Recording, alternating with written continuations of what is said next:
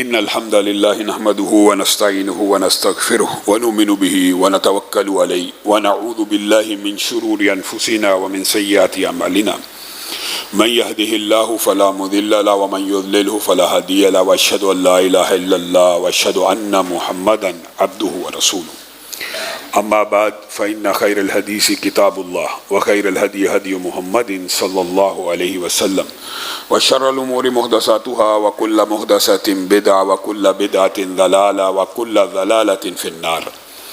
أعوذ بالله من الشيطان الرجيم. لقد كان لكم في رسول الله أسوة. تمام قسم کی تعریفات اور حمد و ثنا اللہ مالک الملک کے لیے ہیں جو تمام کائنات کے خالق مالک اور رازق ہیں، جو اپنے بندوں پر بے شمار انعامات کرنے والے ہیں، جو ہمیشہ سے ہیں اور ہمیشہ ہی رہیں گے، نہ جن کی ذات میں کوئی شریک ہے نہ جن کی صفات میں کوئی شریک ہے۔ حمد و ثنا کے بعد لاکھوں کروڑوں درود و سلام ہوں اس ہستی اقدس و مقدس پر کہ جن کا نام نامی اور اسم گرامی حضرت محمد الرسول اللہ صلی اللہ علیہ وآلہ وسلم ہے، جنہیں تمام کائنات کا ہادی، رہنما، مقتدی، پیشوا، رہبر، امام بنا کر بھیجا گیا، اور جن کے قلب اطہر پر اللہ رب العزت نے اپنی آخری کتاب حمید کو نازل فرمایا۔ حمد و ثنا اور درود و سلام کے بعد لاکھوں رحمتیں ہوں آپ کے صحابہ پر، تابعین پر، تبع تابعین، واعظین، مبلغین، محدثین، مفسرین، مؤلفین، خطباء، دعات، علماء پر کہ جن کی وجہ سے اسلام ٹھیک اور مکمل حالت میں ہم تک پہنچا۔ معزز سامعین گرامی قدر، سیرت النبی کے نہایت اہم چیپٹر، نہایت اہم باب کی طرف ہم بڑھے ہیں، اور ہم نے رسول اللہ صلی اللہ علیہ وسلم اور قریش مکہ کے مابین جو سفارت کاری کی ابتدا ہوئی اس کا دباچہ آپ کے سامنے رکھا تھا بدیل بن ورقہ کے حوالے سے۔ جیسے قریش مکہ حدیبیہ کے مقام کے اوپر رسول اللہ صلی اللہ علیہ وسلم کی طرف قاصد بھیج رہے تھے، رسول اللہ صلی اللہ علیہ وسلم بھی قریش مکہ کی طرف قاصد روانہ کر رہے تھے۔ خراش بن امیہ خزائی کو رسول اللہ صلی اللہ علیہ وسلم نے اپنا اونٹ ثعلب نامی دے کے بھیجا کہ قریش مکہ کچھ لحاظ کریں گے کہ میں محمد صلی اللہ علیہ وسلم کا اونٹ ہے اور اس کے اوپر میرا ایک سفیر آ رہا ہے، لیکن قریش مکہ نے تمام تر سفارتی آداب کو پسے پشت ڈالتے ہوئے رسول اللہ کے اونٹ کو قتل کر دیا، اور خراش بن امیہ کو قتل کرنے کے لیے آگے بڑھے تو احابیش قبیلے کے لوگوں نے کہا یہ ہمارا جو ہے حلیف ہے، اگر تم نے اس کو مارا ہم تمہارا ساتھ چھوڑ دیں گے۔ خراش تو بچ گئے، لیکن رسول اللہ صلی اللہ علیہ وسلم کے اونٹ کی کونچوں کو جب کاٹ دیا گیا اور خراش زندہ حالت میں رسول اللہ صلی اللہ علیہ وسلم کی بارگاہ میں آئے تو رسول اللہ نے بڑے افسوس اور تاسف کا اظہار کیا کہ ایک طرف مذاکرات چل رہے ہیں، ایک طرف قاصد آ رہے ہیں جا رہے ہیں، دوسری طرف یہ غیر سفارتی رویہ جو ہے۔ تو رسول اللہ صلی اللہ علیہ وسلم نے اچانک کہا عمر آپ اٹھیے۔ خراش کو تو انہوں نے اس طرح کر لیا، لیکن عمر آپ کا روب دبدبہ ہے، آپ اٹھیے، اب آپ میری طرف سے قاصد بن کے جائیے۔ تو حضرت عمر نے اس وقت کہا اے اللہ کے رسول، ٹھیک ہے آپ کی بات سارا آنکھوں پر، لیکن مکہ میں میرا کوئی حلیف موجود نہیں ہے۔ یہ خراش کو تو احابیش قبیلہ نے جو حلیف قبیلے تھے انہوں نے بچا لیا، مجھے کون بچائے گا؟ اور قریش مکہ کو پتہ ہے میں ان کے ساتھ کتنی نفرت کرتا ہوں اور میری ان کے ساتھ جو بغض و عداوت ہے وہ کتنی گہری ہے۔ اے اللہ کے رسول، میں آپ کو اس سے بہتر سجیشن نہ دوں؟ رسول اللہ صلی اللہ علیہ وسلم نے فرمایا جی دیجئے۔ یہاں پہ اس موقع کے اوپر بعض ہرزہ سرائی کرنے والے روافض حضرت عمر کے اس انکار کو حضرت عمر کی گستاخی بیان کرتے ہیں، جبکہ حضرت عمر اپنا عذر پیش کر کے رسول اللہ کو ایک مشورہ دے رہے ہیں، اور حضرت عمر کے مشاورت کے مطابق پہلے بھی آپ کے سامنے رکھ چکا ہوں، قرآن پاک کی آیات بھی اتری ہیں اور رسول اللہ نے آپ کے بہت سے مشوروں کو قبول کیا۔ یہاں پہ بھی حضرت عمر نے جب یہ عذر بیان کیا اور کہا میں آپ کو اپنے سے بہتر سفیر کی خبر نہ دوں؟ جی بتلائیے۔ عثمان، قریش مکہ، کفار مکہ اس کا احترام کرتے ہیں، اس کا ایک مقام و مرتبہ ہے، وہ سخی ہے، وہ جواد ہے، وہ کریم ہے، اس کے قریشیوں کے گھر گھر کے اوپر احسان ہے، اس کو اگر آپ بھیجیں گے تو صحیح سفارت کاری کر لے گا، میرے جانے سے مجھے اعتراض نہیں ہے، لیکن یہ جو سارا معاملہ میں رسول اللہ صلی اللہ علیہ وسلم نے اسی وقت حضرت عمر کی بات کو قبول کیا۔ اول رسول اللہ کا یہ ذہن تھا کہ حراش کے ساتھ جو ہوا ہے اب ایک تگڑا جرنیل اور سپہ سالار جائے جو روب و دبدبے سے جا کے بات کر کے آئے. لیکن حضرت عمر کی بات رسول اللہ صلی اللہ علیہ وسلم نے قبول کی. عثمان ابان کی ضمانت کے اوپر مکہ میں داخل ہوئے. وہاں پہ انہوں نے امان بھی لی. قریشیوں نے ان کا اکرام اور احترام بھی کیا. حتیٰ کہ یہ جو مذاکرات کے درمیان کی سچویشن ہوتی ہے نا, اس دنیاوی امور کے اندر بھی آپ یہ بات سمجھتے ہیں کہ دونوں طرفوں میں, دونوں طرفین میں بعض لوگ مذاکرات کے حامی ہوتے ہیں, صلح کے حامی ہوتے ہیں, بعض صلح کے حامی نہیں ہوتے, اور طرح طرح کی باتیں ہوتی ہیں. رسول اللہ صلی اللہ علیہ وسلم کے ارد گرد جو صحابہ تھے نا, حضرت عثمان کی قسمت کے اوپر رشک کرنے لگے اور کہنے لگے عثمان کو مکہ میں دیکھے جانے کی اجازت مل گئی ہے, اور عثمان کے تو وہاں پہ احسانات ہیں, ہائے ہم وہاں سے اتنی دور سے سفر کر کے آئے ہیں کہ کعبۃ اللہ کی زیارت ہو جائے, ہمیں تو زیارت نہ ہوئی, عثمان کتنا خوش قسمت ہے, کعبہ کا طواف کر رہا ہوگا, کعبہ کے چکر کاٹ رہا ہوگا. یہ صحابہ آپس میں گفتگو کر رہے ہیں. وہ جس جوش اور ولولے سے نکلے تھے, کہا ہمیں تو وہ ابھی سعادت نہ ملی, عثمان سبقت لے گیا, اب کعبہ کے ارد گرد گھوم رہا ہوگا, اللہ کو راضی کر رہا ہوگا, پھیرے لگا رہا ہوگا, طواف کے چکر کاٹ رہا ہوگا. وہاں پہ قریشیوں نے بعین اس وقت حضرت عثمان کو کہا آپ آگے ہیں, امان میں ہیں, آپ جواد ہیں, آپ کریم ہیں, آپ صحیح ہیں, آپ کو ہم اجازت دیتے ہیں, آپ اس بیت اللہ کا طواف کر لیجئے. تو حضرت عثمان نے کہا تھا کیا تم یہ سمجھتے ہو کہ رسول اللہ حدیبیہ کے مقام پہ بیٹھے ہوں اور عثمان بیت اللہ کا طواف کرنا شروع کر دے؟ اللہ کی قسم جب تک رسول اللہ اس بیت اللہ کے طواف کا ابتدا نہیں کریں گے تب تک عثمان طواف کے لیے اللہ اکبر کے لیے ہاتھ بھی نہیں اٹھائے گا. صحابہ کیا سوچ رہے ہیں اور عثمان کیا سوچ رہے ہیں, اور عثمان کہہ رہے ہیں یہ کیسے ہو سکتا ہے کہ رسول اللہ باہر بیٹھے ہوں اور عثمان طواف شروع کر دے. پھر جب مذاکرات اور بات چیت میں تخیر ہو گئی تو خبر حدیبیہ کے پڑاؤ پہ یہ پہنچی کہ خراش کو تو احابیش نے بچا کے زندہ سلامت واپس بھیج دیا تھا, لیکن عثمان کے اوپر حملہ ہو گیا اور عثمان کو شہید کر دیا گیا, اور عثمان کو قریشیوں نے وعدہ خلافی امان کو توڑتے ہوئے رسول اللہ صلی اللہ علیہ وسلم کے لیے یہ خبر ایک سانحہ بن کے گزری, ایک درد بن کے گزری. اور یہاں سے بھی یہ بات ثابت ہوتی ہے کہ انبیاء کو علم غیب عطائی کلی نہیں ہوتا, جتنا ریکوائرڈ ہوتا اللہ تعالیٰ عطا کر دیتا ہے. ورنہ اگر رسول اللہ کو علم ہوتا کہ شہید ہوئے ہی نہیں ہیں اور ان کو کچھ ہوا ہی نہیں ہے تو رسول اللہ صلی اللہ علیہ وسلم کے غم کی یہ کیفیت ہوتی. غمناک ہو گئے, بے چین ہو گئے, پریشان ہو گئے. دعوت دی صحابہ کو 1400, کون ہے جو عثمان کے قصاص کے اوپر میرے ہاتھ پہ بیعت کرے گا؟ اور بعض مفسرین اور مورخین نے لکھا کہ رسول اللہ, یہ جس کا موبائل آن ہے بند کر دے, رسول اللہ صلی اللہ علیہ وسلم نے موت کے اوپر بیعت کی. یہ بھی بعض روایات کے الفاظ ہیں, اور بعض روایات کے الفاظ ہیں رسول اللہ نے جم کے لڑنے کے اوپر بیعت کی, اور تیسری روایت کے الفاظ ہیں رسول اللہ صلی اللہ علیہ وسلم نے پشت نہ پھیرنے کے اوپر صحابہ سے بیعت لی. تینوں باتیں مختلف نہیں ہیں, الفاظ فرق ہیں روایات کے, لیکن تینوں میں تطبیق پائی جاتی ہے کہ رسول اللہ نے کہا کہ اب جب تک عثمان کا قصاص, جن لوگوں نے عثمان کو شہید کیا, جب تک نہیں لیا جائے گا ہم یہاں سے نہیں جائیں گے. آئے عمرہ کرنے کے لیے تھے, آئے طواف کرنے کے لیے تھے, لیکن اگر عثمان کو شہید کر دیا گیا ہے تو اے میرے ساتھیوں میرے ہاتھ پہ بیعت کرو, موت کی بیعت کرو, جب تک ہم زندہ ہیں عثمان کے قاتلوں کو نہیں چھوڑیں گے.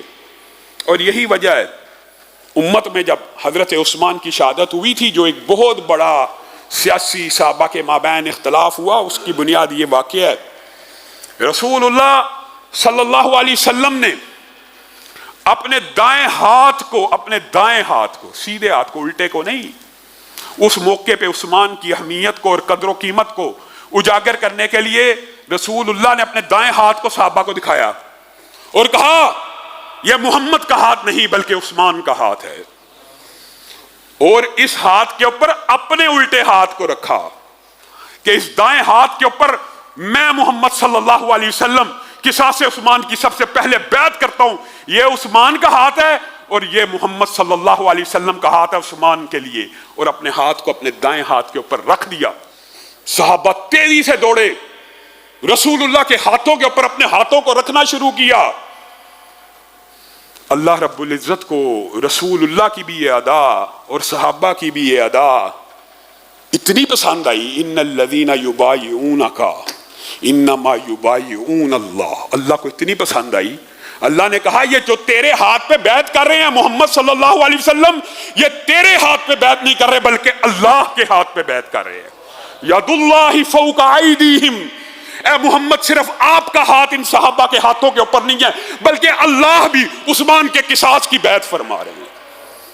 یہ وہ وجہ تھی جس کی وجہ سے عثمان کی شہادت کے بعد امت دو ٹکڑوں میں تقسیم ہو گئی، سیاسی اختلاف کی بنیاد کی، کہ اس عثمان کے قاتلوں کو چھوڑ دیا جائے جس کے لیے رسول اللہ نے اور صرف اسی پر بس نہیں، اللہ تعالیٰ نے کتنی عظیم آیتیں عثمان کی شان میں نازل فرمائی۔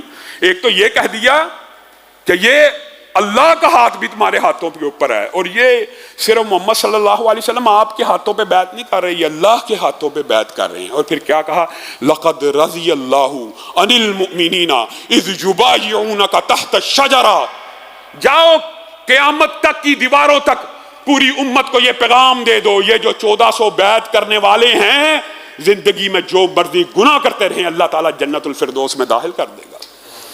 اور رسول اللہ صلی اللہ علیہ وسلم نے اس آیت کی تشریح کرتے ہوئے حدیث بھی بیان کی، یہ جو شجر کے نیچے بیعت کرنے والے ہیں ان میں سے کوئی بھی جہنم میں داخل نہیں ہوگا، سیدھا جنت میں داخل ہو جائے گا۔ ہاں صحابہ معصوم عن الخطا نہیں ہیں، مانتے ہیں معصوم عن الخطا نہیں ہے، جھوٹ، کوئی بھی گناہ کسی بھی صحابی سے سرزد ہو سکتا ہے، لیکن صحابہ مغفور عن الخطا ضرور ہے، معصوم عن الخطا نہیں ہے۔ صحابہ کو اللہ تعالیٰ نے چنا ہے، ان کے دلوں کے اندر تقوی کو ایسا ڈالا ہے کہ اگر غلطی کر لیتے ہیں تو کیا کرتے ہیں، توبہ کر لیتے ہیں، پشیمان ہو جاتے ہیں، نادم ہو جاتے ہیں، گناہ کو چھوڑ دیتے ہیں۔ گناہ کر سکتے ہیں لیکن گناہ کو چھوڑنا بھی اللہ کی طرف سے ہے، معصوم عن الخطا نہیں ہے، مغفور عن الخطا ہے، اور یہی اہل سنت کا عقیدہ ہے۔ ہر صحابی رسول جنتی جنتی، ہر صحابی رسول جنتی ہے۔ یہ آپ کو کسی نے مغالطہ ڈالا ہوا ہے، ایک اکیلے عثمان کے لیے اللہ رب العزت یہ آیتیں نازل فرما رہے ہیں۔ اسی اثناء میں جب بیعت مکمل ہو گئی، صحابہ لڑنے لگے، قاصد آگے کہ آپ کو غلط اطلاع پہنچی ہے، عثمان تو محفوظ ہیں، عثمان تو ہمارے محسن ہیں، عثمان کے ساتھ ہم یہ کر سکتے ہیں، ایسا نہیں، آپ کو غلط اطلاع پہنچی ہے۔ پھر آپ کے سامنے گزشتہ خطبے میں ان کی طرف سے حضرت عثمان ان کو یہی کنونس کر کے آئے کہ اللہ کے بندو، یہ 1400 بندے تمہارے خیال میں لڑنے کے لیے آئے ہیں، احرام پہنے ہوئے ہیں، قلادے کے ساتھ آئے ہیں، اونٹوں کے اوپر شعار زد ہیں قربانی کے، کیا تم سے جنگ کرنے کے لیے آئے ہیں؟ بیت اللہ کی زیارت کرنے کے لیے آئے ہیں، یعنی سفارتکاری جاری ہے۔ عروہ بن مسعود ثقفی کے حوالے سے آخری خطبے میں رکھا کہ بدیل بن برقہ جب واپس گئے اور انہوں نے کہا میں تمہیں مشورہ دیتا ہوں کہ رسول اللہ سے صلح کر لو، رسول اللہ حقیقت میں جنگ کرنے کے لیے نہیں آئے، لیکن آپ کو پتا ہے میں نے پہلے بھی رکھا کہ مذاکرات کے اندر ایسی باتیں ہوتی ہیں کہ بعض لوگ نہیں مانتے، نہیں یہ جنگ کی نیت سے آئے، اگر جنگ کی نیت سے نہ آئے ہوتے تو ہتھیار کیوں احرام میں ہیں تو احرام والے ہتھیار تو نہیں اٹھاتے۔ میں نے آپ کو بتایا تھا کہ رسول اللہ صلی اللہ علیہ وسلم نے حفظ ما تقدم کے طور پہ ہر صحابی کو کہا تھا ہتھیار ساتھ لے کے چلے، حالات کسی بھی قسم کے پلٹا کھا سکتے، ہتھیار لے کے آئے تھے، وہ یہی عذر پیش کرنے لگے۔ عروہ بن مسعود ثقفی نے کہا بھائی بات یہ ہے، پہلے مجھے کلیئر سرٹیفکیٹ دو کہ میرے پہ بدیل بن برقہ کی طرح جانبداری کا الزام نہیں لگاؤ گے۔ بدیل آیا، تم نے کہا تم جانبداری کر رہے ہو، تم ان کی سائڈ لے رہے ہو، تم محمد صلی اللہ علیہ وسلم کے ترجمان بن گئے ہو، مجھے اگر بھیجنا ہے تو پہلے مجھے اپنا ترجمان سمجھو پھر بھیجو، مجھے سمجھدار سمجھتے ہو، اگر میں کنونس ہو گیا تو میں جو آ کے مشورہ دوں گا تمہیں ماننا چاہیے۔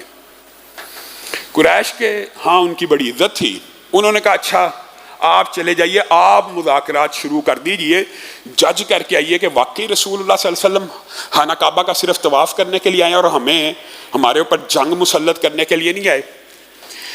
تو عروہ بن مسعود ثقفی نے ابھی اسلام کو چونکہ قبول نہیں تھا کیا ہوا، رسول اللہ صلی اللہ علیہ وسلم کے لشکر کی طرف آیا اور آ کے رسول اللہ کے لشکریوں کو دیکھنے لگے اور ایسا محسوس کروایا کہ میں آبزرو کر رہا ہوں، میں دیکھ رہا ہوں، میں مشاہدہ کر رہا ہوں۔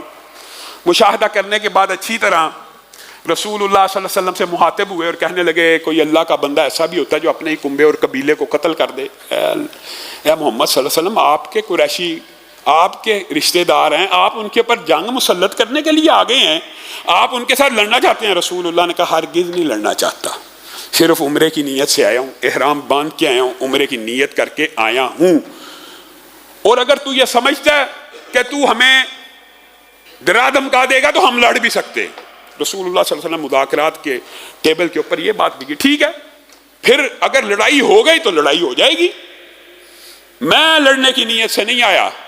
تو عروہ بن مسعود ثقفی نے کہا محمد صلی اللہ علیہ وسلم آپ کن لوگوں کی بنیاد کے اوپر لڑنے کے لیے آئے ہیں؟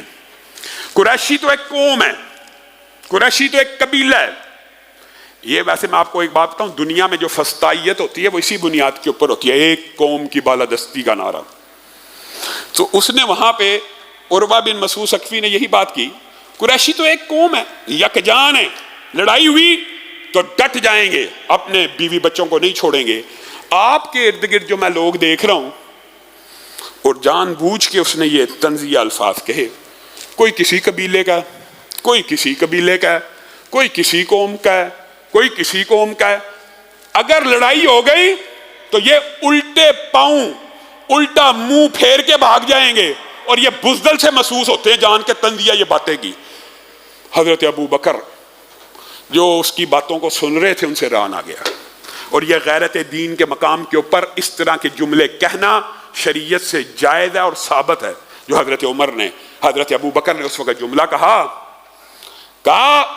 کیا بات کرتا ہے، یعنی مراد یہ ہے ہم بھاگ جائیں گے، ہم محمد الرسول اللہ صلی اللہ علیہ وسلم کو چھوڑ دیں گے؟ وہ دماغ کے اندر پتہ نہیں کیا کیا باتیں آتی ہوں گی، بدر کے مار کے، احد کے مار کے۔ تو یہ کہتا ہے کہ یہ محمد صلی اللہ علیہ وسلم کے ساتھی محمد کو چھوڑ جائیں گے؟ جا اپنے معبود باطل لات کی شرمگاہ کو جا کے منہ مار، اس کی شرمگاہ کو جا کے چوس۔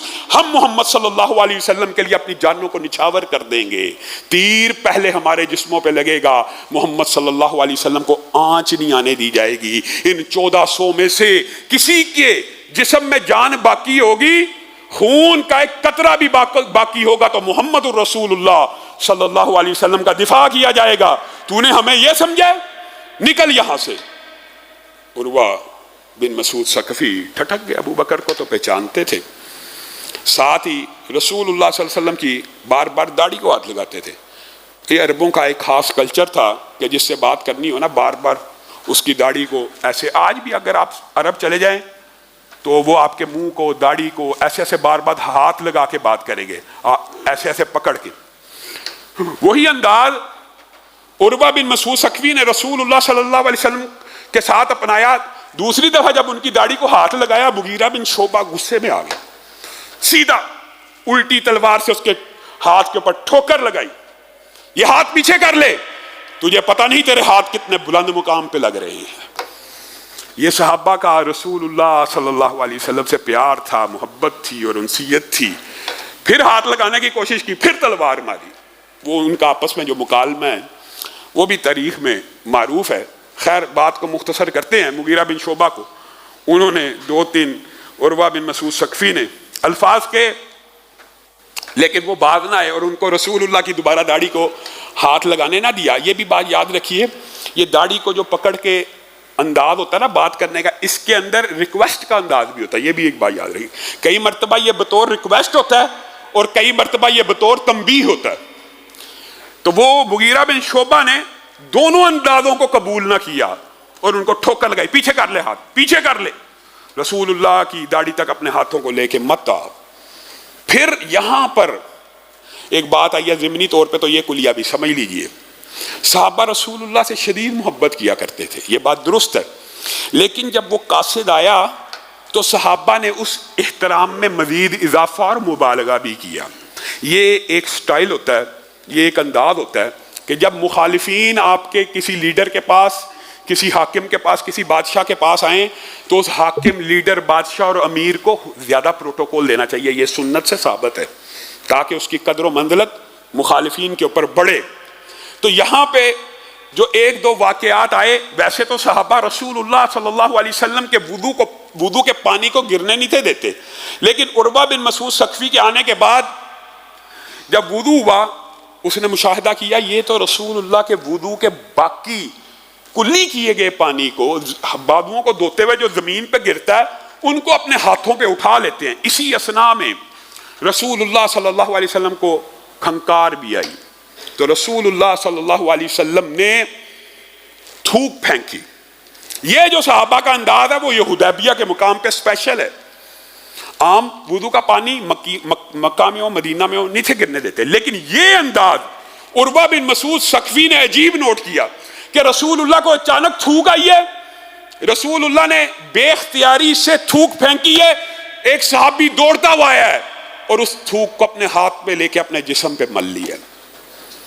عروہ بن مسعود ثقفی واپس گیا قریش مکہ کے پاس اور کہنے لگا مجھے غیر جانبدار سمجھ کے بھیجا تھا؟ جی ہاں۔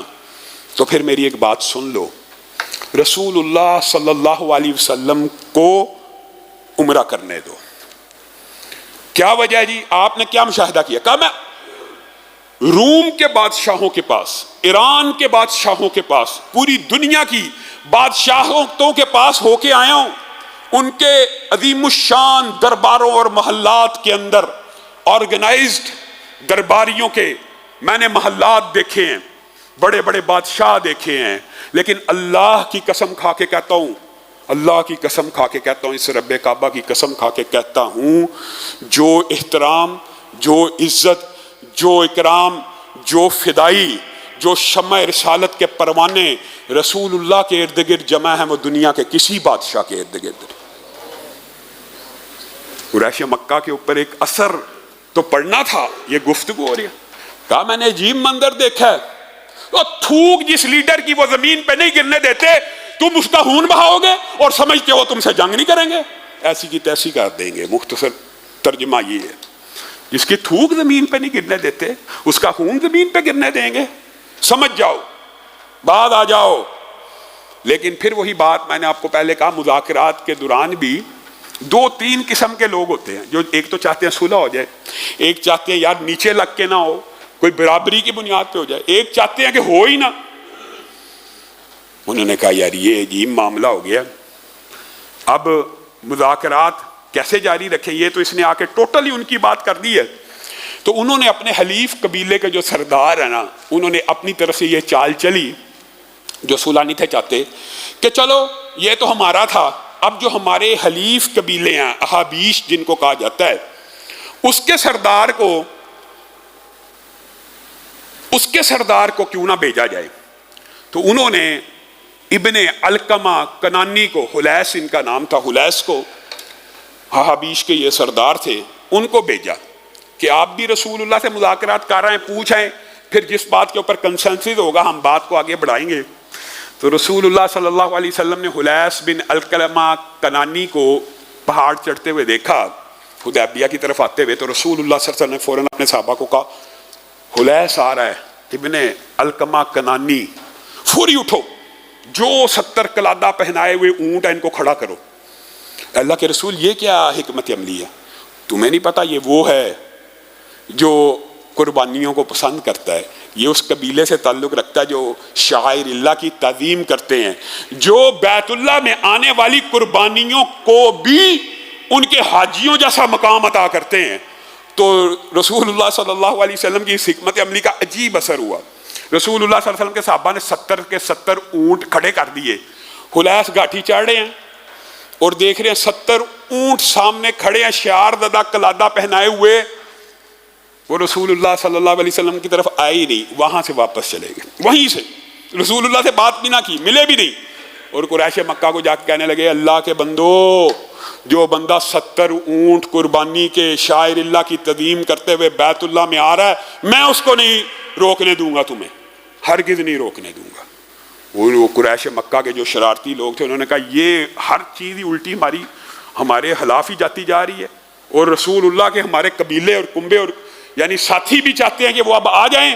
کہا بیٹھ جائیے، آپ دیہاتی اور بدو آدمی ہیں، آپ کو ان سیاسی جو ہیں داؤ پیچ کا پتہ ہی نہیں ہے، آپ جو ہیں وہ محمد صلی اللہ علیہ وسلم کی باتوں میں آگے. کہا بات تو میں نے کی ہی نہیں, میں نے تو بات کی ہی نہیں, تو میں نے تو صرف اونٹ دیکھے. اور رسول اللہ صلی اللہ علیہ وسلم کی یہ سفارتی حکمت عملی تھی کہ ہر بندے کے نفسیات کے مطابق اس کو ڈیل کیا. تو وہ اس نے بہرحال بہت زیادہ کہا تو قریشیوں نے اس کو چپ کرا دیا. انہوں نے کہا پھر میں آپ کا ساتھ نہیں دوں گا, یہ بات یاد رکھیے. انہوں نے کہا یار آپ ذرا صبر کریں, ہمیں مذاکرات اگلے مرحلے میں لے کے جانے دیں. بہرحال حلیس نے بھی, عروہ بن مسعود ثقفی نے بھی, بدیل نے بھی, 3 بندوں نے پے در پہ جب رسول اللہ صلی اللہ علیہ وسلم کی طرف سے جو بات تھی اس کو انڈورس کیا کہ ان کی رائے درست ہے, ان کا موقف درست ہے, وہ بیت اللہ کی تعظیم کرنے کے لیے آئے ہیں, آپ کیسے روک سکتے ہیں؟ یعنی غیر تو بیت اللہ کی آ کے طواف کرے, آپ کا اپنا رشتہ دار آئے تو آپ اس کو روکیں, یہ کوئی عدل اور انصاف کی بات نہیں ہے. تو انہوں نے سب سے جو شرارتی آدمی تھا قریشیوں میں اس کو تیار کیا اور کہا جو یہ کہے گا اس بات کو ہم مان لیں گے. مکرز بن حفص کو بھیجا. جب وہ گھاٹی چڑھا تھا رسول اللہ صلی اللہ علیہ وسلم نے کہا قریشیوں نے ایک بہت شریر آدمی کو بھیج دیا ہے, صلح جو ہے اس میں اب قتل کا امکان ہے. یہاں پہ بھی رسول اللہ صلی اللہ علیہ وسلم جو باتیں کہہ رہے ہیں یہ ثابت ہوتا ہے کہ انبیاء اور رسولوں اور پیغمبروں کو بھی علم غیب عطائی کلی نہیں ہوتا, جزوی اللہ تعالیٰ جس چیز کی خبر دینا چاہے دے دیتا ہے. مکرز بن حفص نے آ کے شریرانہ انداز میں مذاکرات کو شروع کیا. تو قریش کے پیچھے جو صلح جو لوگ تھے انہوں نے قریشیوں کو کہا شرم کرو, سفارت کاری کی ہے, ناکام ہو چکے ہو سفارت کاری میں. ہر بندہ آ کے رسول اللہ صلی اللہ علیہ وسلم کے موقف کی تائید کرتا ہے, بس کر دو. کچھ لوگ سمجھدار بھی ہوتے ہیں, کچھ لوگ شریر ہوتے ہیں. شریروں نے مکرز بن حفص کو آگے لگایا کہ چلو یہ بھی اگر کنونس ہو کے آ گیا تو دیکھی جائے گی. لیکن جو صلح جو لوگ تھے انہوں نے اسی اثناء میں, مکرز وہاں پہ بیٹھے ہوئے تھے, اسی اثناء میں سہیل بن عمر کو اپنا نمائندہ مقرر کیا کہ جائیے طے کیجئے, جو آپ کو اتھارٹی دیتے ہیں, جو آپ لکھنا چاہیں لکھ لیں. لیکن یہ بات یاد رکھیے گا کہ رسول اللہ صلی اللہ علیہ وسلم اس سال عمرہ نہ کریں جو انہوں نے ان کو سکھا کر بھیجا. تو سہیل بن عمر دوران مذاکرات ہی مکرز بن حفص کے ساتھ جو مذاکرات چل رہے تھے اسی مذاکرات کے دوران آئے تو رسول اللہ صلی اللہ علیہ وسلم نے ان کو چڑھتا دیکھ لیا گھاٹی سے. تو رسول اللہ صلی اللہ علیہ وسلم کے چہرے پہ مسکراہٹ آ گئی اور رسول اللہ صلی اللہ علیہ وسلم کا چہرہ خوشی سے ٹمٹمانے لگا. اور کیا کہا, عظیم جملہ, سہیل آگے, معاملہ سہل ہو گیا, معاملہ آسان ہو گیا. یہاں محدثین نے اس حدیث کے اوپر بڑے باب باندھے. ان میں سے جو سب سے اہم نقطہ وہ بیان کروں گا وہ یہ ہے کہ ہم بد فال لیتے ہیں. کالی بلی رستہ کاٹ گئی ہے, سفر نہیں کرنا. رات شام ہو گئی ہے, جھاڑو نہیں پھیرنا. کلونجی زیادہ نہیں کھانی, زیتون کا استعمال نہیں کرنا, خوشبو لگائیں گے جنات آ جائیں گے. اس کو کہتے ہیں بد فالی. اسلام میں بد فالی نہیں ہے. کسی بری سے بری چیز کو بھی جو آپ کی نظر میں سب سے بری ہے, سب سے بری آپ کی نظر میں ہے, وہ بھی ہو, اس سے بھی بد فالی لینا اسلام میں حرام ہے, جائز نہیں ہے, صراحتاً کلیتاً حرام ہے. یہاں پہ کیا لکھا ہوتا ہے, دکانوں پہ آپ جائیے تو اوپر لکھا ہوتا ہے صبح ادھار منع ہے, صبح. اور جب بندہ کسی دکاندار کے طرف چلا جائے اور صبح سب سے پہلے ادھار کا اگر گاہک بن کے, اور یار پہلے ہی ادھار دا بندہ حالے بونی کی تھی نہیں, ابھی گاہکی شروع نہیں کی, پہلے ہی ادھار ٹکر گیا, سارا دن نحوست رہے گی. رسول اللہ صلی اللہ علیہ وسلم نے قرض کو تبرع کے باب میں بیان کیا. ایک نیکی ہے, انفاق فی سبیل اللہ ہے, ادھار دینا بھی انفاق فی سبیل اللہ ہے. شریعت کہتی ہے ادھار دو. آج کا دکاندار کہتا ہے اگر ادھار دیا تو سارا دن کاروبار نہیں چلے گا. یہ بدفالی ہے. اسلام میں اس بدفالی کی کوئی گنجائش موجود نہیں ہے. اسلام میں کس چیز کی گنجائش ہے؟ نیک فالی کی. نیک فالی ہے, اور یہ رسول اللہ صلی اللہ علیہ وسلم کی حدیث سے ثابت ہے. آپ کسی عالم دین کو, کسی طالب علم کو, کسی بھی بندے کو آتا دیکھیں, آپ اس سے نیک فال لیں. یار یہ آ گیا, انشاءاللہ میرا کام آسان ہو جائے گا. وہ بندہ آ گیا, انشاءاللہ اللہ خیر کرے گا. وہ صاحب آ گئے ہیں, معاملات درست ہو جائیں گے. وہ آگے اللہ کا فضل ہو جائے گا. وہ آگے اللہ کی رحمت ہو جائے گی. یہ سب باتیں شریعت سے اور سنت سے ثابت ہے. یہ کہنا چاہیے, یہ نہیں کہنا چاہیے او یار کنا منوس بندہ آ گیا. یہ ہمارے الفاظ ہیں اور یہ ہمارے ڈائلاگز ہیں جو عام معمول کے مطابق ہے. تو رسول اللہ صلی اللہ علیہ وسلم نے کیا کہا؟ سہیل آگے، سہیل آگے. معاملہ سہل ہو گیا، معاملہ آسان ہو گیا. اور بات آئی ہے سہیل کی ضمنی طور پہ تو میرے ذہن میں وہ حدیث آ جاتی ہے، اگرچہ بعض نے اس کی سند کے کچھ حصوں پہ اعتراض کیا ہے. حضرت عمر نے، آپ کو پہلے یہ واقعہ بتایا ہوا ہے، حضرت عمر نے سہیل جب قیدی بن کے آئے تھے تو رسول اللہ کو کہا تھا اس کے 2 دانت توڑ دیجئے، 2 دانت توڑ دیجئے. یہ بڑا فصیح اللسان ہے اور یہ بڑا مقرر ہے اور یہ بڑا خطیب ہے. جب دانت ٹوٹ جائیں گے تو زبان ظاہر ہے دانتوں پہ نہیں لگے گی، تو مخارج خطیب جو ہوتا ہے اس کے لیے الفاظ کی ادائیگی بڑی اہم ہوتی ہے. تو دانت توڑ دو گے تو تھتلانا شروع کر دے گا، یعنی توتلا ہو جائے گا.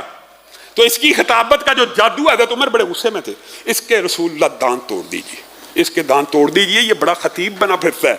یہ جب دانت توڑ دیں گے نا، یہ ساری اس کی تقریر جھاگ کی طرح بیٹھ جائے گی، یہ جو مقرر بنا پھرتا ہے.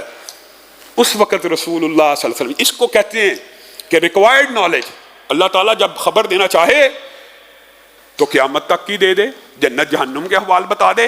یہاں پہ رسول اللہ صلی اللہ علیہ وسلم نے کیا کہا؟ عمر صبر کر جا، اس کو میں آزاد کرنے لگا ہوں، صبر کر جا. ایک دن آئے گا یہ سہیل ایسی تقریر کرے گا کہ تیرا دل اس سے راضی ہو جائے گا. یہ وہی سہیل ہیں کہ جس وقت رسول اللہ صلی اللہ علیہ وسلم کی وفات ہوئی تھی، جو خطبہ مدینہ میں حضرت ابو بکر نے بیان کیا تھا، انشاءاللہ موقع آیا اس باب پہ تو بیان کریں گے.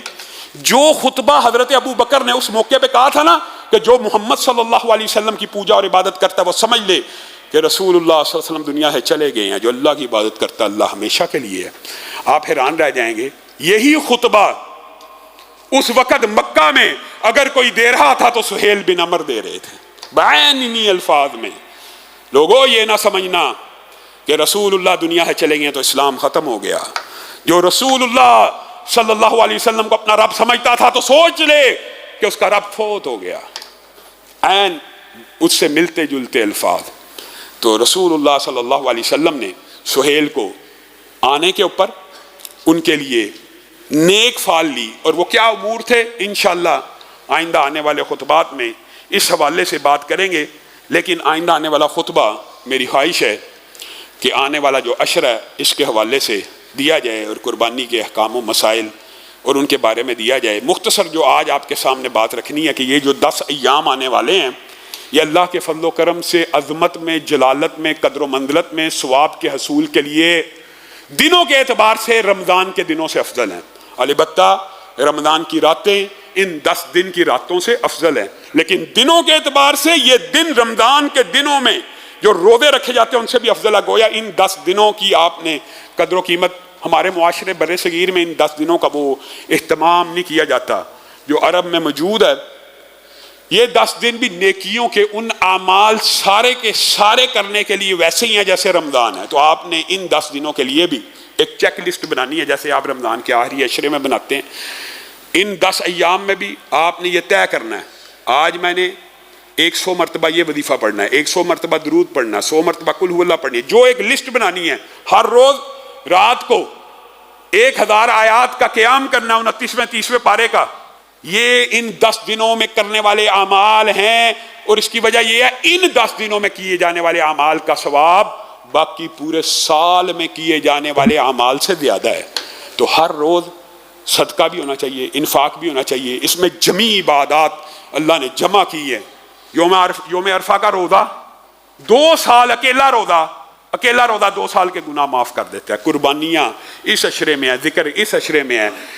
اس عشرے کو بھی اسی طرح اسی جوش و خروش اور اسی ولولے سے اپنانا چاہیے جو جیسے ہم رمضان کی آمد کا انتظار کرتے ہیں، اس کا استقبال کرتے ہیں، پورا ماہ کاروبار سے دور ہو جاتے ہیں. ان 10 ایام میں بھی کاروباری مصروفیات کو کلی طور پہ ترک کر کے ان رمضان کے ایام سے زیادہ محنت، زیادہ سٹرگل کر کے گزارنا چاہیے. انشاءاللہ اس حوالے سے آئندہ آنے والے خطبے میں تفصیلی بات ہوگی. اللہ رب العزت جو کہا گیا، جو سنا گیا، اس کو سمجھنے کی توفیق دے. ان الحمد لله نحمده ونستعينه ونستغفره ونؤمن به ونتوكل عليه ونعوذ بالله من شرور انفسنا ومن سيئات اعمالنا من يهده الله فلا مضل له ومن يضلل فلا هادي له واشهد ان لا اله الا الله واشهد ان محمدا عبده ورسوله اما بعد فان خير الحديث كتاب الله وخير الهدي هدي محمد صلى الله عليه وسلم وشر الامور محدثاتها وكل محدثة بدعة وكل بدعة ضلالة وكل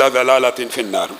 معزز سامعین گرامی قدر، بہت سی خبریں اور باتیں ایسی ہوتی ہیں کہ جن پہ تبصرہ کرنا لازم ہوتا ہے، لیکن وقت کی کمی کے باعث بہت سی باتیں رہ جاتی ہیں۔ آج جن دو باتوں کے حوالے سے بات کرنا ازحد ضروری ہے، ان میں سے ایک قائد اعظم یونیورسٹی کی انتظامیہ کی زیر نگرانی اور زیر سرپرستی اور ان کی ایما کے اوپر وہاں پہ ہولی کے تہوار کو منایا گیا۔ ہولی کا تہوار ہندو منائے، کوئی حرج کی بات نہیں۔ اسلامی معاشرے میں غیر مسلموں کو اپنے تہوار اپنے عقائد کے مطابق منانے کی اجازت ہے، اس میں کوئی دو رائے نہیں ہے۔ لیکن کسی مذہب کا تہوار، کسی مذہب کا شعار اگر کوئی مسلمان منائے تو اس کے لیے رسول اللہ صلی اللہ علیہ وسلم کی واضح حدیث موجود ہے، من تشبہ بقوم فہو منہم، جو کسی کفار کی مشابہت کرتا ہے وہ انہی میں سے ہوتا ہے۔ اس مشابہت سے مراد کیا ہے؟ کفار کی طرح کپڑے پہننا، کفار کی طرح بال رکھنا نہیں، اس سے مراد یہ ہے کفار کی طرح بود و باش، کفار کا کلچر، اس سے مراد کفار کے مذہبی شعائر ہیں۔ اگر مذہبی شعائر ان کے لباس میں بھی ہے تو بھی یہ بندہ وہ شعار اپناتا ہے تو انہی میں سے ہے۔ رسول اللہ کہہ رہے ہیں، کوئی مولوی نہیں کہہ رہا۔ افسوس اور دکھ ہوتا ہے لوگوں کو سمجھایا جائے، ہولی منا لی ہے، اس میں حرج کی کیا بات ہے، رنگ ہی تو پھینکیں، آپ دین کو سمجھے نہیں۔ رسول اللہ صلی اللہ علیہ وسلم نے آپ کی خوشی کے تہوار الگ مقرر کیے، آپ کا شعار الگ مقرر کیا ہے۔ یہ جو جمعہ ہے یہ شعائر اللہ میں سے ہے کہ مسلمان ہفتے میں ایک دن اکٹھے ہو جائیں اور آپس میں ایک دوسرے سے بغلگیر ہو جائیں، ایک دوسرے کی مشکلات کو سنیں، ایک دوسرے سے ملیں۔ اجتماعیت ہے، یہ شاعر اللہ ہے، یہ اللہ نے آپ کو دی ہے۔ عیدیں ہیں، یہ شاعر اللہ ہیں۔ 5 نمازیں ہیں، مسجد میں اکٹھے ہونا ہے، یہ اللہ کی عطا ہے۔ آپ کے اس قدر شاعر ہیں تو کفار کے جو کوئی شاعر ہیں، اگر آپ ان کی پیروی کرتے ہیں، ان کی مشابہت کرتے ہیں تو آپ رسول اللہ کی اس حدیث کی وعید کے بعین اس وعید کے تحت آتے ہیں، اس وعید کو آپ کے اوپر لاگو کیا جائے گا۔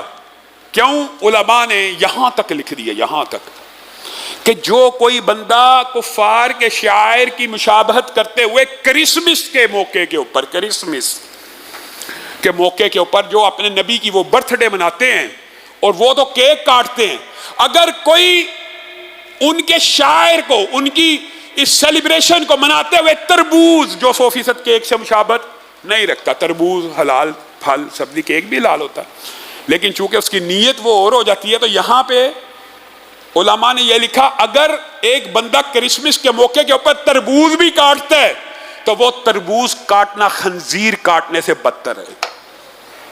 آپ لوگوں کو یہ ادراک اور شعور ہی نہیں ہے۔ ہولی منا لی جائے، اس میں حرج کیا ہے؟ کوئی کفار کا تہوار مذہبی شاعر کا منا لیا جائے، حرج کیا ہے؟ مذہبی اور تہوار اور شاعر کے جو تہوار ہیں کفار کے، وہ کوئی بھی ہوں، ان کو منانے والا مسلمان رسول اللہ کی اس وعید کا مرتکب ہے اور رسول اللہ کی اس وعید کے زمرے میں آتا ہے، اور یہ وعید کوئی مولوی نہیں دے رہا۔ دکھ اور افسوس سے یہ مولوی بڑے سخت ہے یار، یہ کہتے ہیں آپ انہی میں سے ہو جاتے ہیں صرف اتنی سے کام کرنے میں۔ بھائی ہم کہہ رہے ہیں جس نبی کا کلمہ پڑھا اس نے کہا ہے، کلمہ جو پڑھ لیا ہے تو ان کی مان بھی لو بات۔ یہ جو اسلامی معاشرے میں ہر روز آئے روز ہولی، یہ اس طرح رنگوں کا پھینکنا، ہر غیر مسلم کے تہوار کو اسی طرح سیلیبریٹ کرنا، کرسمس بھی منا لی جائے اس میں بھی حرج نہیں ہے، ہولی بھی منا لی جائے اس میں بھی حرج نہیں ہے، کسی بھی مذہب کا جو ان کا مذہبی تہوار ہے منا لینے میں کوئی حرج نہیں ہے۔ اسلام میں اس کی قطعاً کوئی گنجائش موجود نہیں ہے۔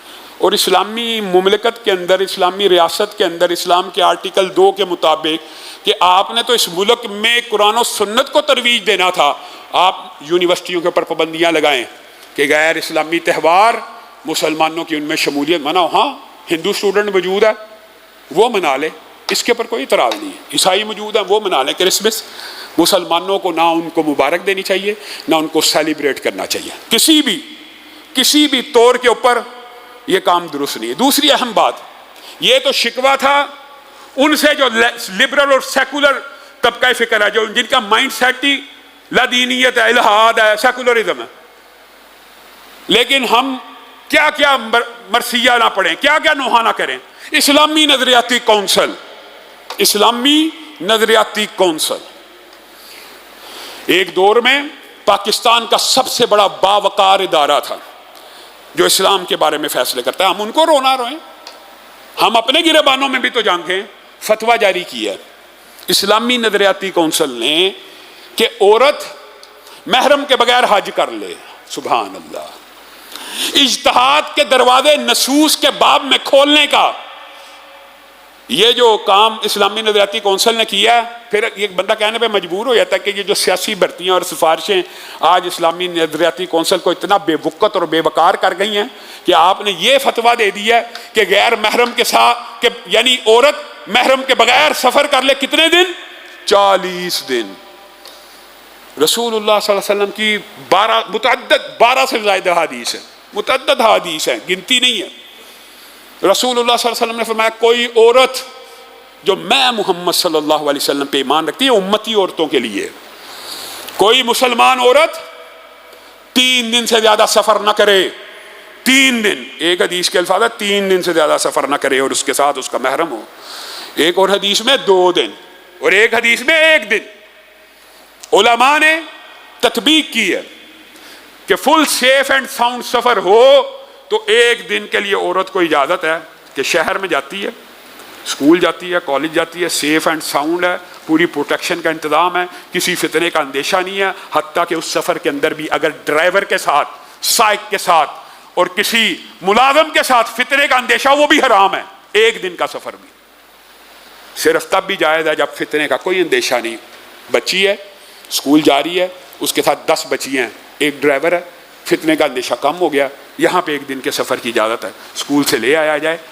آپ اس طرح کی اجازتوں کو 40 دن کی اجازتوں کے اوپر محمول کریں۔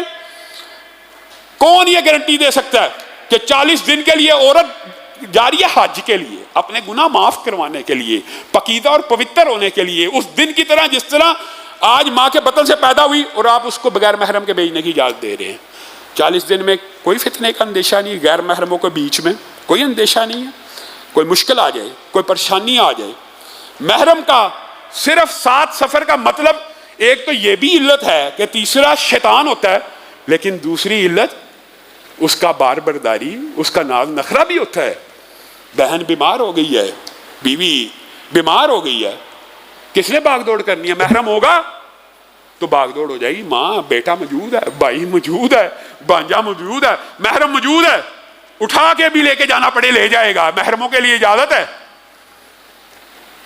اور آپ اس معمولی بیماری میں غیر محرموں کے ہاتھ میں عورتیں دینا چاہتے ہیں، اللہ سے ڈر جائیے۔ اسلامی نظریاتی کونسل کو اپنے اس فیصلے سے رجوع کرنا چاہیے۔ ہم اس فیصلے کو کلی طور کے اوپر مسترد کرتے ہیں اور اس کو خلاف قرآن، خلاف شریعت، خلاف دین اور بلکہ پاکستانی آئین، سپریم لا قرآن و سنت خلاف آئین بھی ہے۔ اسلامی نظریاتی کونسل اپنے آپ کو اس طرح بے وقت نہ کرے اور غیر مؤثر نہ کرے کہ سفارشی بھرتیاں کر کے ان کے سے جو انگوٹھا لگوانا چاہیں۔